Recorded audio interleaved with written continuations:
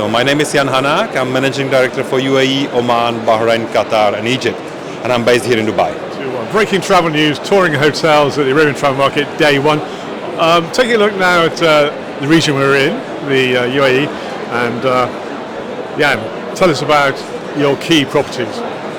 Well, my key properties obviously here in Dubai, we have the Radisson Blue, which is our core brand. So we have the beautiful Radisson Blue waterfront, Radisson Blue canal view. Then we have the lifestyle properties, which is the Radisson Red Silicon Oasis. And then of course our Radisson property in Damak Hills, which is doing extremely well. So the Radisson Red Oasis, that's relatively new, isn't it? How's that going? It actually celebrated 5 years, Really? 4 years birthday actually, apologies, 4 Yeah. years birthday, but it's relatively new and it's doing extremely well actually, because that's a great example of really a properly done project within the investor, within the community, and it's serving the local community but as well the business park, Silicon Oasis Digital Business Park, so it's doing really well actually. Yeah, it's the basis, isn't it? Or base really for a lot of entrepreneurs, startups. Absolutely, yeah. Extended stays as well as a short-term corporate business. So moving out of the UAE to a neighbouring country, let's look at Oman. Oman actually started quite well this year actually. Oman is a difficult market, I have to say, because there is a huge increase in the supply, especially in the luxury segment, which is not supported by the growth of demand historically. But I have to say this year hasn't been too bad actually, and then in Q1 we even surpassed the budget and had a nice growth year on year actually. So moving from the Indian Ocean coastline back to the Gulf and Bahrain and Qatar. Amazing countries actually. I mean, both we have our legacy hotels, I would say actually. Our hotel in Bahrain celebrated 40 years actually 2 years ago, so it's over 40 years old. It's a beautiful property, and the same our hotel in Qatar is one of the key properties in the market.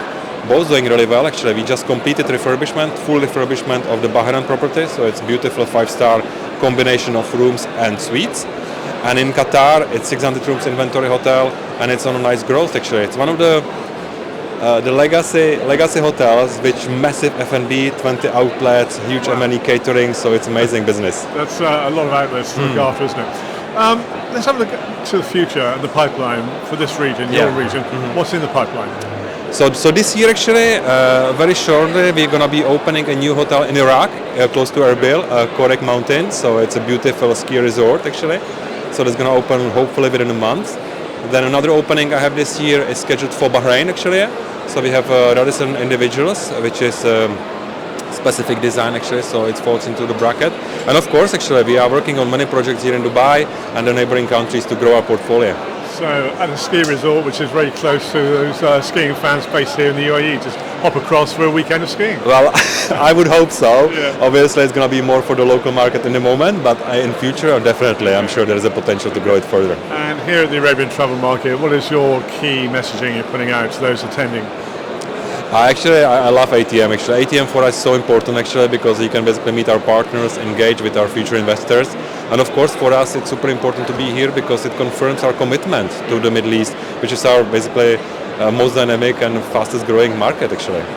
Jan, thank you very much indeed for joining us on Breaking Travel News. Thank you so much. Thank you.